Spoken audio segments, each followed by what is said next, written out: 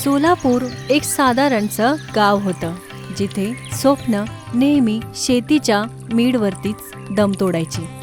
त्याच गावामध्ये एक अर्जुन राहायचा. तो जवान, मेहनती.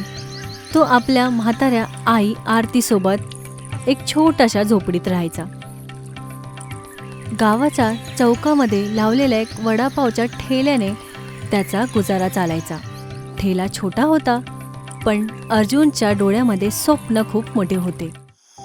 एक संध्याकाळी अर्जुन ठेला संपवून आपल्या घरी परत येतो. त्याच्या चेहऱ्यावरती वेगळी चमक होती. आई, एक खूप चांगली गोष्ट आहे आणि बातमी पण, जी ऐकून तू खूप खुश होशील. तर मग मला लवकरच सांग. खूप दिवसापासून एक चांगली गोष्ट नाही ऐकली आहे. मी तर तरसली आहे. आई, मला शहरातल्या श्रीराम कॉलेज आणि आर्किटेक्चरमध्ये ॲडमिशन मिळालंय. मी बिल्डिंग डिझाईनचा फॉर्म भरला होता आणि मी सिलेक्ट झालोय. हे ऐकून आरतीचे डोळे भरून जातात. काश तुझे वडील आज जिवंत असते तर ते किती खुश असते. अर्जुनच्या डोळ्यामध्येही अश्रू येतात. जेव्हा तू घर बनायला शिकणार ना बाळा, तर असं घर बनव जे लोकांचे जीवनही बदलून टाकेल. हो आई, मी खूपच चांगलं घर बनवेल. अचानक अर्जुनच्या चेहऱ्यावर खुशी गायब होऊन जाते. काय झालं बाळा? तू अचानक उदास का झालास? आई, मला सिलेक्ट झाल्याचं सुख तर आहे, पण कॉलेजच्या फीजचं सुद्धा सोबतच टेन्शन आहे. अरे, ह्याची चिंता तू का करतोस? तुझी आई अजून जिवंत आहे. तू फीजची अजिबात काळजी नको करू. दुसऱ्या सकाळी आरती गावच्या जमीनदारच्या घरी जाते. अरे आलती, आज माझ्या हवेलीमध्ये सगळं ठीक तर आहे? माझा मुलगा शिक्षण करायला बघतोय. तुम्हाला माहिती आहे, तो कागदावरती खूप चांगले चांगले नक्षे बनवतो. मला त्याच्या शिक्षणासाठी तुमच्याकडून काही कर्ज हवंय. तुझा मुलगा जो वडापाव विकतो तो काय घर बनवणार? हे ऐकताच आरतीचं हास्य एकदम थांबलं होतं. मूर्ख बाई, तुझा मुलगा आयुष्यभर वडापावच विकणार. बिल्डिंग बनवणं त्याच्या बसची गोष्ट नाहीये. चल आता निघून जा इथून. वाटलं तर माझ्या घराची कागद गिरवी ठेवा. त्याच्या बदल्यात मला काही कर्ज द्या, जेणेकरून मी माझ्या मुलाची कॉलेजची फी भरेन.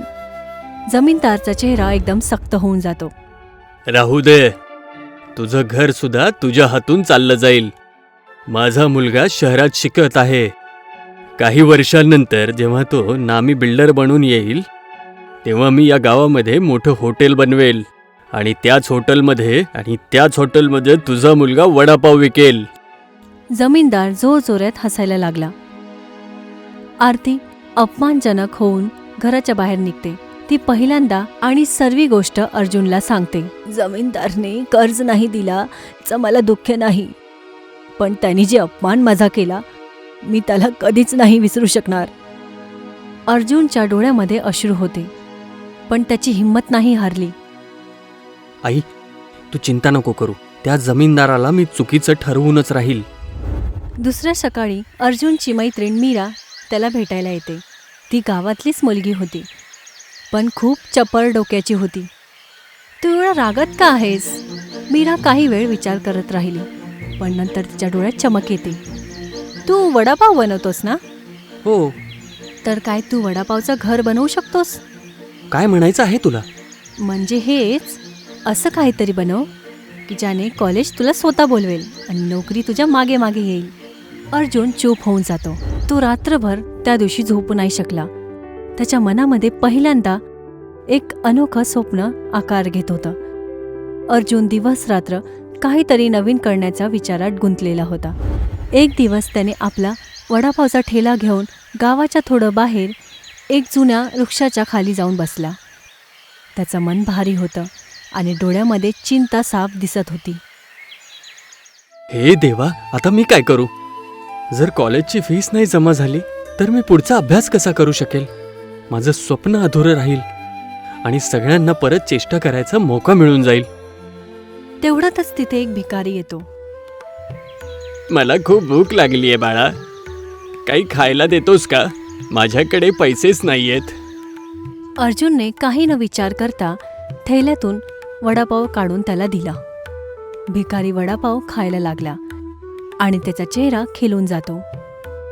तू तर वडापाव खूपच छान बनवतोस आणि तरुण सुद्धा आहेस. मग तुझी कमाई तर खूपच चांगली होत असेल, तरी सुद्धा एवढा उदास का आहेस? अर्जुनचे डोळे भरून जातात. त्याने इशाऱ्यामध्ये आपली सर्व गोष्ट सांगितली. काय तू कधी वडापावच्या गावात गेलायस? वडापावचं गाव? हे कसं शक्य आहे? तुम्ही काय बोलत आहात मला काही समजत नाहीये. भिकारीच्या डोळ्यामध्ये अचानक चमक येते. ऐक, मी काही साधारण भिकारी नाहीये. मी फक्त भिकारीच्या भेसमध्ये राहतो. तुझ्या डोळ्यातल्या खरेपणाने मला खूप प्रभावित केलंय. तूच खऱ्या मनाने मला वडापाव खाऊ घातला. त्यामुळेच मी तुला काही असं दाखवायची इच्छा ठेवतो ज्याला बघून तुला एकदम धक्का बसेल. या द्वाराच्या आतमध्ये चालला जा बाळा. एवढं बोलूनच भिकारीच्या डोळ्यातनं रंगबिरंगी किरणे बाहेर येतात. बघताच बघता रिक्षाचे तण्यामध्ये एक छोटासा चमकता दरवाजा बनतो. तुम्ही शेवटी आहेत तरी कोण? काही वेळानंतर तुला स्वतःच कळून जाईल. भिकारीने अर्जुनचा हात पकडला आणि त्याला त्या दरवाजाच्या आतमध्ये घेऊन गेला. दुसऱ्या क्षणातच अर्जुनने स्वतःला एक सुंदर अनोख्या गावात बघितलं. भिकारी एक आता सुंदर युवकमध्ये बदलला होता. हे काय? बाहेर तर तुम्ही एकदम भिकारी होतात आणि इथे एकदम तुम्ही सुंदर तरुण बनला आहात. आम्ही तुमच्या जगामध्ये भिकारी किंवा कोणाचं तरी रूप धारण करतो. तुमचा जो वडापाव आहे तो आमच्या जगासारखा वाटला. तुझा हा त्रास ऐकून मला असं वाटलं की तू काहीतरी वेगळं करू शकतो. काय हे गाव त्याच झाडामध्ये आहे? हो, हे एक मायावी गाव आहे जे एका झाडाच्या मध्ये राहिलेलं आहे. मायावी युवक अर्जुनला गावाच्या आतमध्ये घेऊन गेला. अर्जुनने बघितलं की तिथे वडापावचे घर बनलेले होते. भिंत सुंदर वडापावच्या सारखे गोल होती आणि छप्पर अशी वाटत होती की जसं वरून मऊ शेक पाव ठेवले असतील. दरवाजे वडापावच्या आकाराचे होते आणि खिडकी चटणी वडाच्या आकाराची होती. रस्तेही वडापावच्या परतांसारखी घुमावदार होती. मला तर विश्वासच नाही बसत आहे. आता मी तुला इथे वडापावचं घर बनवायची कला शिकवतो. मायावी युवकनी अर्जुनला शिकवायला चालू केलं की कसं वडापावच्या आकाराने संरक्षणाने मजबूत घर बनवू जाऊ शकतात. जसं गोल पावसारखी भिंत गरमी आणि थंडाशी वाचवू शकतात, तशी वडासारखी मजबूत परते घराला टिकाऊ बनवू शकतात. काही दिवसातच अर्जुन या कलामध्ये निपुण झाला. तुमचा खूप खूप धन्यवाद. आता मला विश्वास आहे की मी वडापावचं घर बनवूच शकतो. मायावी युवक हसतच बोलला. आता तुझ्या जाण्याची वेळ झाली आहे, पण लक्षात ठेव, या गावाचं रहस्य कोणालाच पत्ता नाही लागला पाहिजे. त्याने अर्जुनचा हात पकडला. रंगबिरंगी किरणे परत चमकलीत आणि दुसऱ्या क्षणातच वृक्षाच्या बाहेर होते. मायावी युवक परत भिकारीमध्ये बदलून गेला. तो हसला आणि काही न बोलता तिथून निघून गेला. अर्जुन त्याच वृक्षाच्या खाली उभा राहिला, पण आता त्याच्या डोळ्यामध्ये निराशा नाही तर एक नवीन उमेद होती.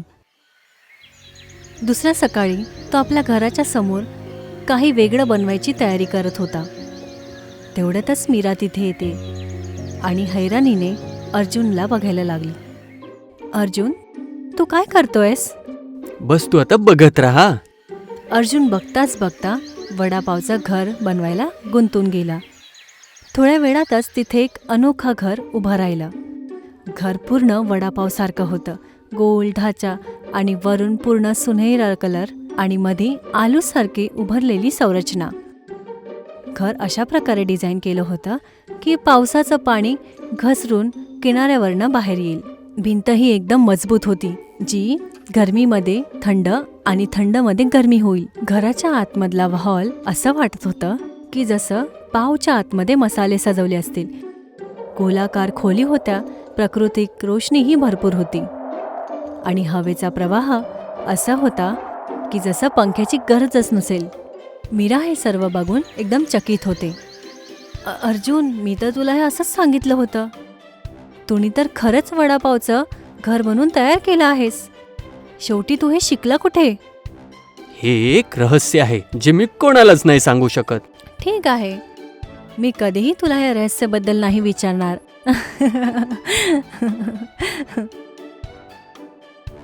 मीराने त्या घराचे फोटो घेतले आणि फेसबुकवरती टाकले. बघताच बघता वडापावचं घर व्हायरल झालं. आर्किटेक्चर कॉलेजांचे मेल यायला लागले, डिझाईन संस्थानाचे कॉल यायला लागले, नोकरींचे ऑफर्सही यायला लागले. काही महिन्यानंतर जमीनदार त्यांच्या दरवाजावरती उभा होता.